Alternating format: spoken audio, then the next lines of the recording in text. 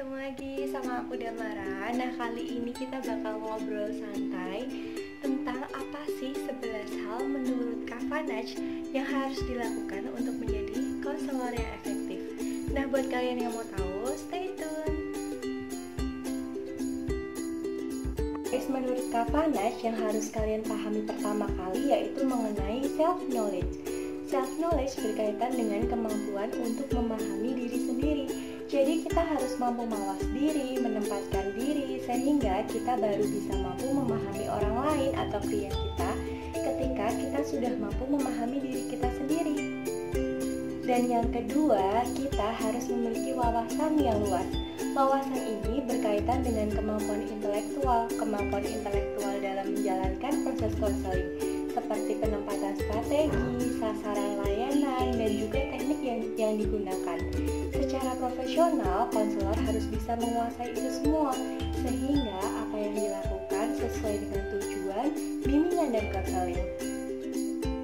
Untuk hal ketiga yang bisa dilakukan adalah konselor harus memiliki psikologis yang baik. Bagaimana mungkin seorang konselor bisa menjalankan proses konseling jika dia tidak memiliki kesehatan fisik dan juga psikis yang mumpuni? Jadi kita sebagai konselor harus mampu menata hati, menata emosi, dan menata diri agar kita mampu menempatkan posisi kita sebagai konselor yang efektif di depan klien kita. Nah, kita masuk ke poin selanjutnya teman-teman. Jadi poin berikutnya adalah konselor harus bisa dipercaya atau truthworthiness. Yang kedua, konselor itu harus jujur atau honest, dan konselor itu harus kuat atau strange. Untuk yang pertama, konselor itu harus mudah dipercaya. Nah, dalam hal ini, konselor apapun yang diungkapkan oleh klien maka harus bisa disimpan, kemudian diimplementasikan secara efektif sesuai dengan tujuan yang diharapkan. Jadi, konselor harus pintar-pintar mengendalikan diri agar mampu dipercaya oleh klien. Selanjutnya adalah kejujuran. Seorang konselor tidak boleh menilai sesuatu secara subjektif, tapi harus bisa menilai secara objektif. Jadi, apapun yang dipikirkan itu harus sesuai dengan kenyataan. Jadi, konselor harus jujur dengan apapun yang terjadi. Tidak boleh ada rekayasa dalam proses konseling dan juga penerimaan yang diterima sebagai seorang konselor. Selanjutnya, konselor harus punya strength atau daya. Daya ini berguna untuk sebagai seorang konselor agar mampu menempatkan dan bertahan dalam posisi yang diharapkan. Jadi selama proses konseling, hal-hal tidak terduga atau penempatan posisi, hal itu juga penting. Jadi seorang konselor harus kuat dalam mengendalikan situasi selama proses konseling ataupun penyelesaian yang baik setelahnya. Oh iya, kita masuk ke poin berikutnya ya. Jadi seorang konselor itu harus memiliki kehangatan atau warmth. Seperti apa sih kehangatan itu? Sikap hangat ini berkaitan dengan penuh kasih sayang dan juga mampu menerima konseling atau orang yang ada di sekitar kita dengan baik, sehingga saat sharing, saat konseling mampu menceritakan masalahnya, dia akan merasa nyaman. Kehangatan ini berkaitan erat loh dengan persepsi. Jadi orang yang memiliki sifat hangat, otomatis orang yang ada di sekitarnya akan nyaman saat melakukan apapun dengan kita. Nah, jadi pastikan kamu memiliki sifat yang hangat ya. Nah, selanjutnya konselor juga harus mampu menjadi pendengar yang aktif atau active responsiveness. Nah, pendengar yang aktif ini berkaitan dengan bagaimana konselor memunculkan ide, bagaimana konselor mampu memberikan makna terhadap apa yang diungkapkan oleh klien. Pendengar yang aktif ini juga berkaitan dengan membangun hubungan yang efektif dalam diri klien dan juga konselor. Jadi selama proses konseling berlangsung, itu konselor harus bisa memahami sebenarnya apa sih yang menjadi tujuan dari konseling dalam mengungkapkan masalahnya.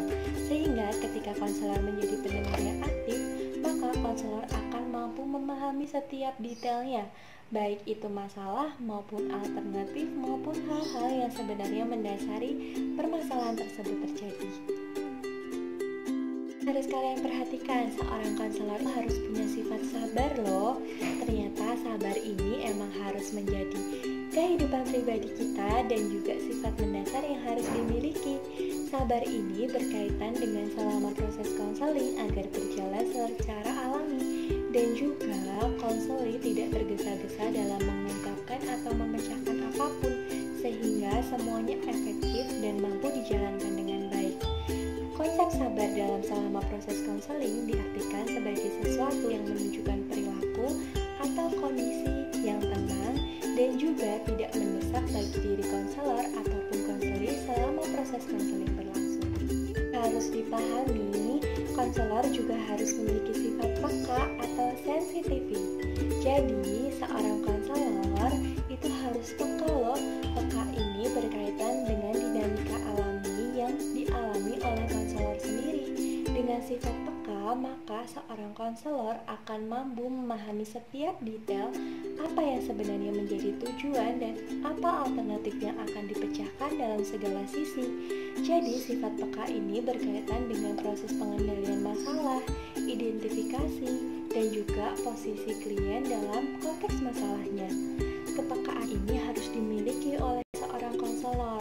Maka dari itu, kamu harus bersifat terbuka dulu sebelum kamu peka. Jadi, kamu harus peka terhadap hal-hal kecil yang mungkin bisa terjadi dan mendasari perilaku tersebut. Selama proses konseling berlangsung, kepekaan ini akan bermanfaat sebagai alternatif penyelesaian masalah yang positif. Nah, ini yang harus kalian pahami. Hal terakhir yaitu kesadaran holistik. Kesadaran holistik itu menyadari bahwa kepribadian itu memiliki dimensi yang kompleks. Jadi setiap masalah tidak hanya berkaitan pada satu unsur saja, tapi dimensi kepribadian yang kompleks ini berkaitan dengan sosial, kemudian seksual, berkaitan dengan lingkup-lingkup yang lain. Nah, jadi seorang konselor harus bisa memperhatikan di dimensi tersebut sehingga tidak memandang masalah dari satu sisi saja, karena segalanya bisa timbul dalam semua hal yang berkaitan dengan dimensi kepribadian. Maka konselor harus mampu bersifat terbuka terhadap kesadaran akan holistik. Nah, sudah selesai nih. Gimana? Sudah paham belum? Mudah kan? Sekian dulu video dari saya, semoga bermanfaat dan juga mampu diterapkan ya. Semangat untuk menjadi konselor yang baik dan profesional. Jangan lupa selalu tetapkan kepribadian yang baik dan juga efektif bagi semua orang. Pastikan diri kamu baik sebelum memastikan diri orang lain baik. Selalu jaga dan mawas diri ya. Sampai ketemu di video selanjutnya. Have a nice day.